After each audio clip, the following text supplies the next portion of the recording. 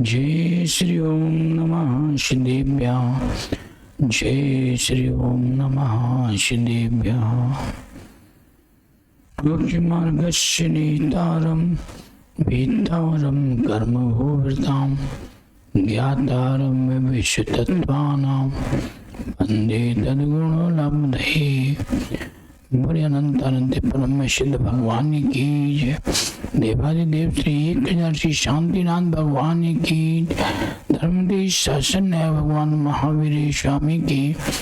परम पूजनीय प्रशांत मूर्ति आचार्य भगवान श्री शांति सागर जी शाणी महाराज की। परम पूजनीय आचार्य भगवान श्री सूर्य सागर जी, विजय सागर जी, विमल सागर जी महाराज की। परम पूज्य गुरुदेव संत सुमणि समाधि श्रवणाचार्य भगवान शांत सुमति सागर जी महाराज की। परम पूजनीय आचार्य भगवान शांत सन्मत सागर जी ज्ञान सागर जी मुनिराज की। परम पूजनीय आचार्य भगवान श्री उमा स्वामी जी महामुनिराज की जय। धर्म स्नेही महानुभाव, चर्चा चल रही थी अपनी तत्व शुद्ध ग्रंथ की। और तत्व शुद्ध ग्रंथ में आचार्य भगवंत ने अवधि ज्ञान, जो गुण प्रत्यय नाम का अवधि ज्ञान, जिसे क्षय समय ज्ञान भी कहते हैं, उस अवधि ज्ञान के विषय में चर्चा चल रही थी।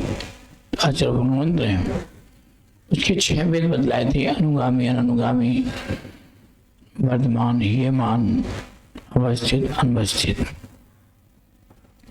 इनके अतिरिक्त 3 भेद और बतलाए थे: देशावधि, परमावधि, सर्वावधि। तो इस प्रकार से अवधि ज्ञान चारों गतियों के जीवों को होते हैं। लेकिन कौन सा? देशावधि ज्ञान। तीर्थंकर भगवान जब ग्रस्त अवस्था में रहते हैं उस समय उनके लिए भी वह देशावधि ज्ञान होता है।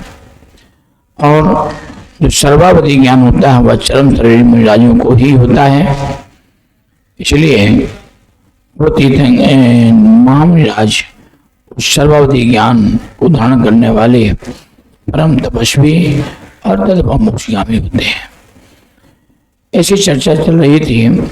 अब आगे उस एक श्रावक ने आचार्य भगवान उमा स्वामी जी महाराज से पूछा, भगवान 5 ज्ञान बदलाए थे: मति ज्ञान, शुद्ध ज्ञान, अवधि ज्ञान, मनापर्य ज्ञान और केवल ज्ञान। तो 3 ज्ञानों के विषय में तो आपने मुझे बहुत अच्छी तरह से बतला दिया है। और चौथा मनापर्य ज्ञान है, उस मनापर्य ज्ञान में ही बतलाने की कृपा कीजिए। आचार्य भगवंत कहते हैं, ऋजु विपुल मति मनापर्य। मनापर्य ज्ञान के 2 भेद होते हैं, एक ऋजुमति मनापर्य ज्ञान और दूसरा विपुलमति मनापर्य ज्ञान। तो ऋजुमति जो दूसरे के मन में स्थित सरल रूप से स्थित रूपी पदार्थ को ज्ञान के द्वारा प्रत्यक्ष जानता है, उसे ऋजुमति मनापर्य ज्ञान कहते हैं। तात्पर्य है कि मन वचन काय की सरलता जिसकी होती है, उसके दूसरे के मन में चिंतित पदार्थों को जानते हैं, वह ऋजुमति मनापर्य ज्ञान है। अमूर्तिक द्रव्यों और मुक्त आत्माओं के विषय में चिंतन किया गया हो, उससे ऋजुमति ज्ञान नहीं जान सकता है। यह ज्ञान तो केवल देव, मनुष्य और त्रियंच, इन सभी के मन में स्थिर विचार को मनोवचन काय की चेष्टा पूर्वक जो स्पष्ट कर दिया जाता है, उसी वस्तु को ही जानता है। दूसरा विपुलमति मनापर्य ज्ञान होता है, दूसरे के मन में स्थित सरल एवं कुटिल, वक्र, जटिल स्थित पदार्थों को जानने वाला होता है। यह ज्ञान चिंतित, अचिंतित और अर्धचिंतित पदार्थों को भी भली भांति जानता है।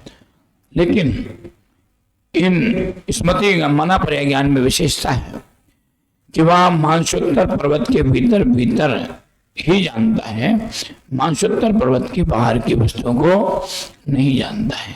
स्वर्ग में रहने वाले देव यदि मध्यलोक में स्थित रहेंगे तो उनके मन में स्थित जो विचार हैं, उन विचारों को भी वह मनापर्य ज्ञानी जान लेते हैं। मनापर्य ज्ञानी वर्तमान समय में तो होते नहीं हैं, यदि होते हैं तो भैया सबके मन की बात को जान लेते हो। कौन मायाचारी कर रहा है, कौन मान कर रहा है, कौन क्रोध करने की भावना है, इस सारी बातों को मना पर्याय ज्ञानी जान लेता हूं। किसी की कोई भी बात छुप नहीं सकती थी, इसलिए मना पर्याय ज्ञान केवल विशिष्ट जीवों को ही होता है। यह मात्र वीतरागी निर्गंध मुनिराजों में ही किन्हीं मुनिराज को होता है, सभी मुनिराजों को भी नहीं होता है। निर्गंध अवस्था में बिना किसी की भी, निर्गंध अवस्था में बिना किसी को भी, हर किसी को भी वह मना पर्याय ज्ञान नहीं होता है। परंतु अवधि ज्ञान चारों गतियों के जीवों को होता है और वीर्यंतर कर्म, मना पर्याय ज्ञानावरण कर्म के 6 उपशम, अंगोपांग नाम कर्म के आलम्बन से आत्मा में जो दूसरे के मन में स्थित या दूसरे के मन से संबंधित जो उपयोग है, उस उपयोग को जो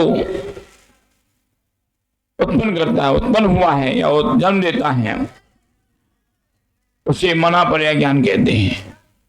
मना पर्याय ज्ञान के लिए कहा कि वह चिंतित, अर्चिंतित और अचिंतित,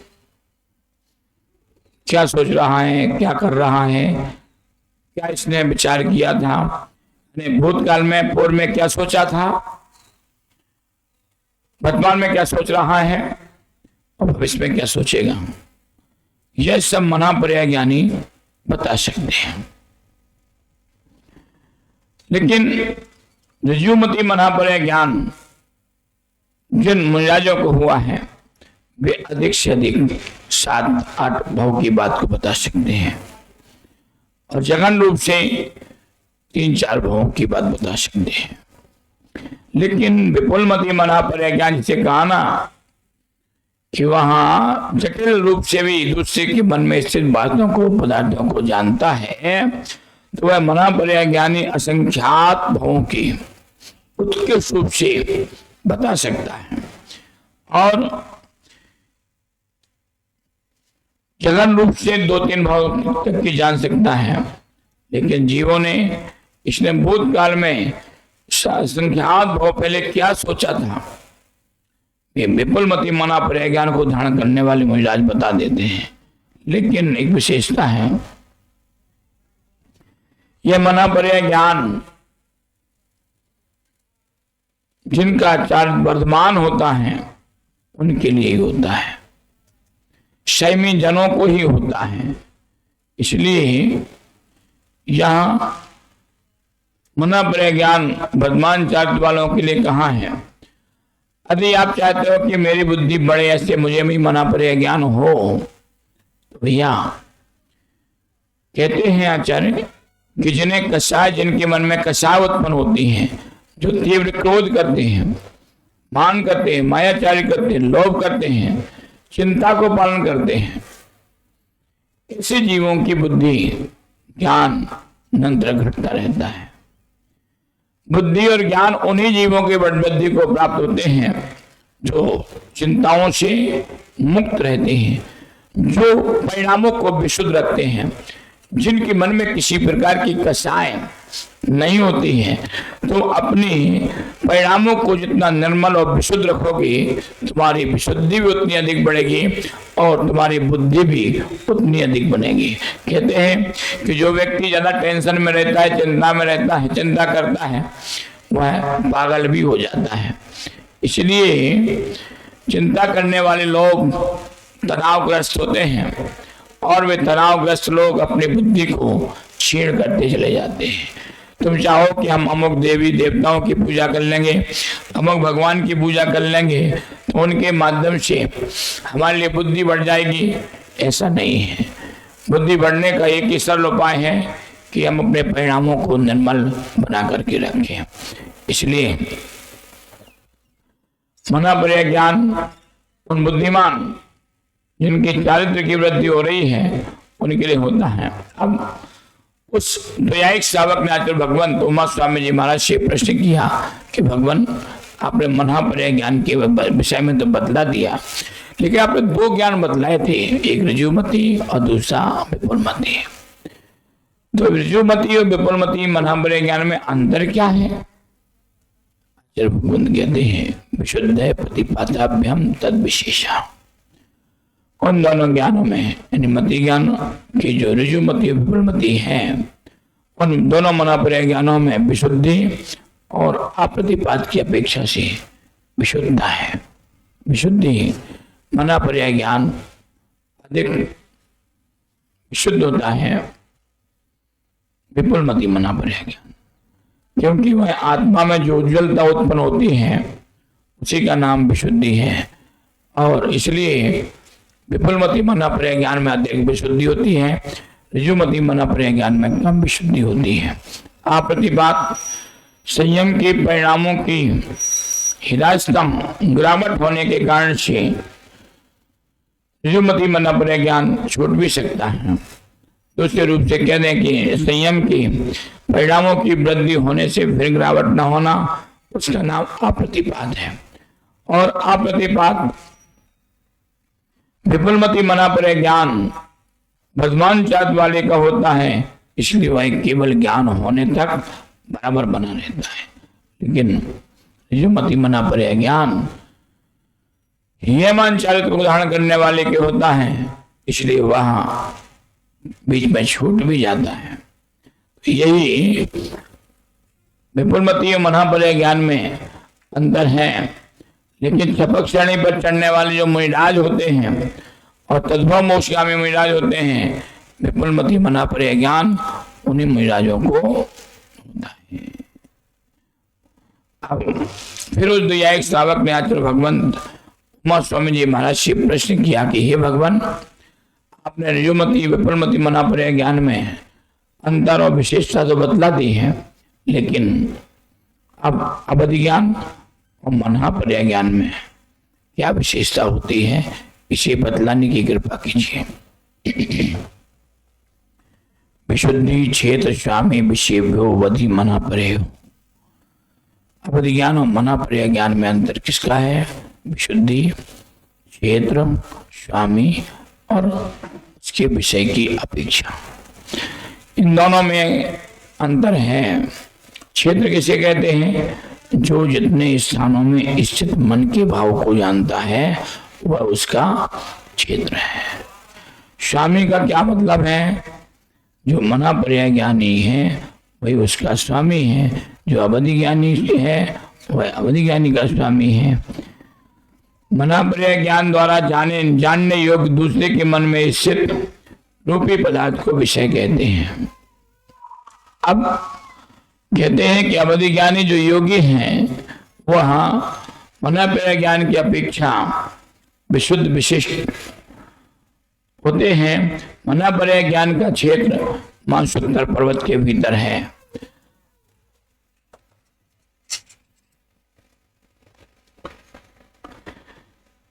इसलिए विशुद्धि की अपेक्षा से अवधि ज्ञान से मना पर्याय ज्ञान अधिक विशुद्ध होता है। क्षेत्र की अपेक्षा से अवधि ज्ञान मना पर्याय ज्ञान में अंतर, तो मना पर्याय ज्ञान का क्षेत्र मानसूत्र पर्वत के भीतर तक है,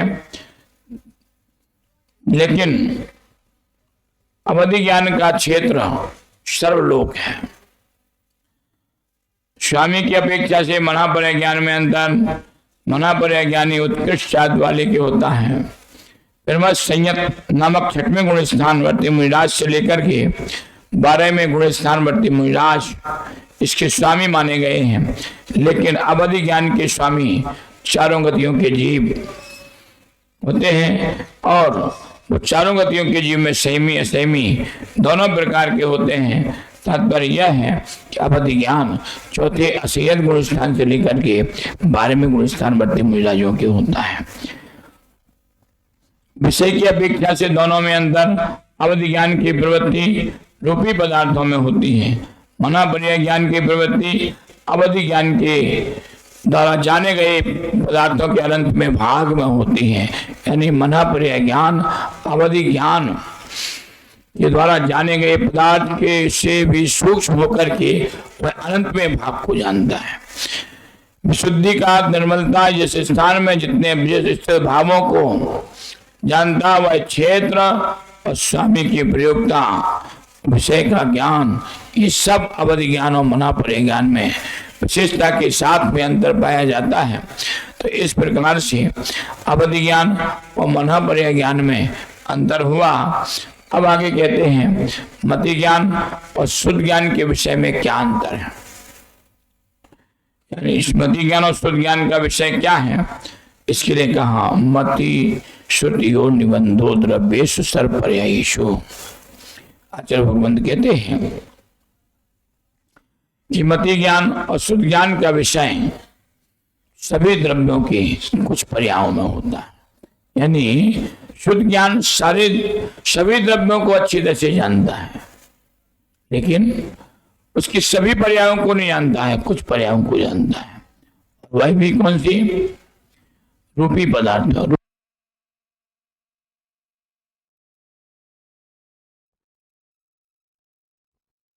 पर्यायों को जानता है।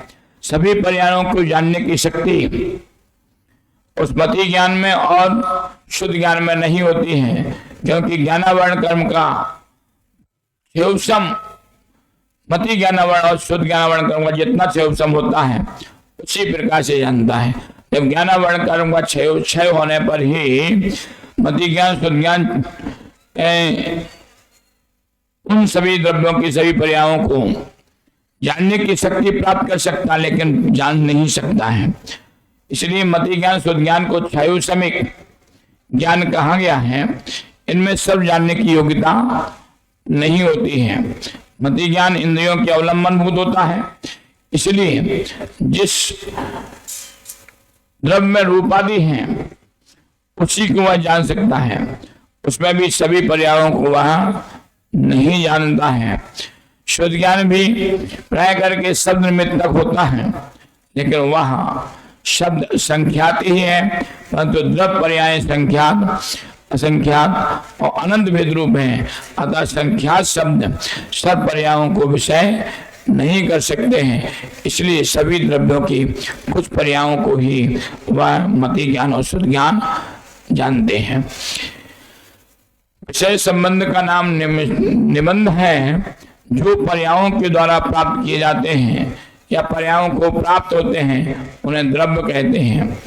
द्रव्य की अवस्था विशेष का नाम पर्याय है। जब मनुष्य पर्याय यानी बचपन, जवानी, बुढ़ापा आदि जो है ये अनंत पर्याय होती हैं। असल पर्याय जो सर पर्याय नहीं हो,